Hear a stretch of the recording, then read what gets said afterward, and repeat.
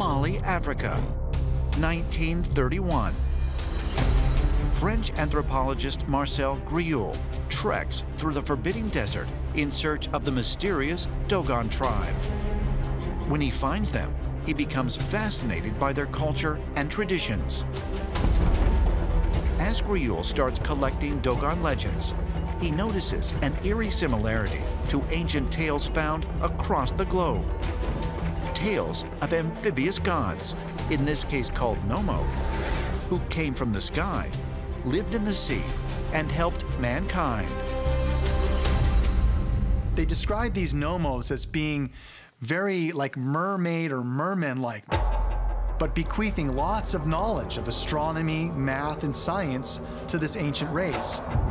The Dogon would say that the Nomo were these extraterrestrial gods, but they needed a watery environment to live in, though they could come on land. Griaule learns that their arrival is known as the Day of the Fish. The Dogon actually said, well, this was our creator god, Namo, who descended from the sky in a loud whirlwind of a storm of thunder, smoke, and lightning. But what struck Griaule and shocked the world weren't the Dogon legends themselves, but where they said their amphibious gods came from.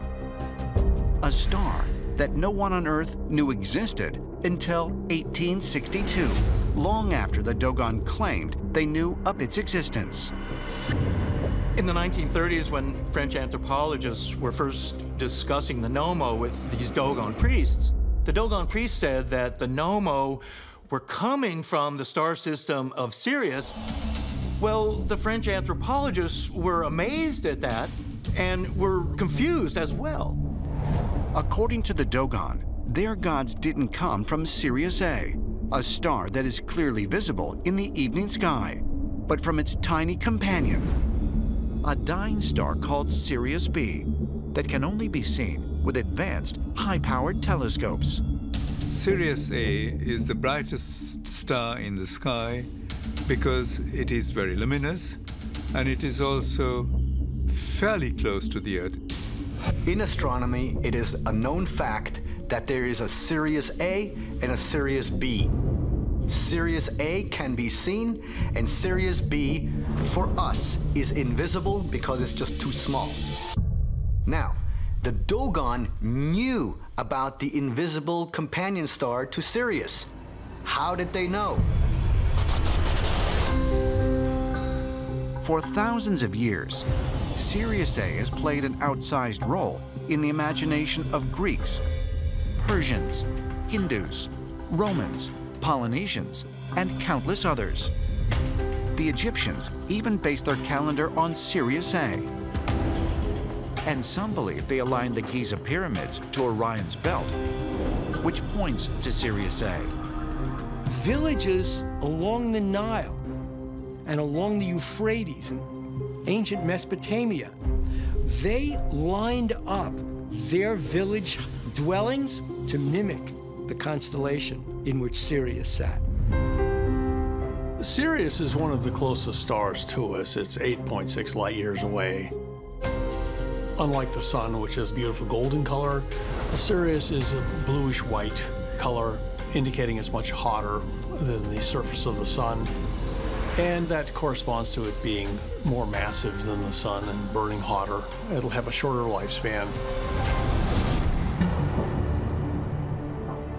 But how could the Dogon have known about the existence of Sirius B? Could they have at one time been in possession of advanced technology? Or could there be another, even more profound explanation? The Dogon had an amazing degree of knowledge about the Sirius system. They knew that the orbits of the two stars were about 50 years, period, and that the invisible star was very dense and past its prime. They also knew that the brighter one was a larger star than the sun. The Dogon also knew that Sirius B is about the size of Earth and spins on its axis. There is no logical explanation for why the Dogon tribe knew about the Sirius star system naturally. We didn't have telescopes in those days. How did they know this? It's as if an ET came here and just told them all about that. It's an amazing story. One theory is maybe the aliens gave them this knowledge. It can't be ruled out. That's one possibility, because they got it right on the dot. But if a race of amphibious Nomo came from Sirius B and gave the Dogon such gifts of knowledge, did they only visit this one desert tribe? Or did they visit other peoples in other lands? It would be one thing if there's only one legend of a fishman worldwide. But the Namo is one story of dozens of amphibious bringers of knowledge to our ancestors. The ancient Hindus talk about this. The ancient Greeks, they all had these fish people that during the day taught mankind, and then at night they wandered back into the ocean to just emerge the next day.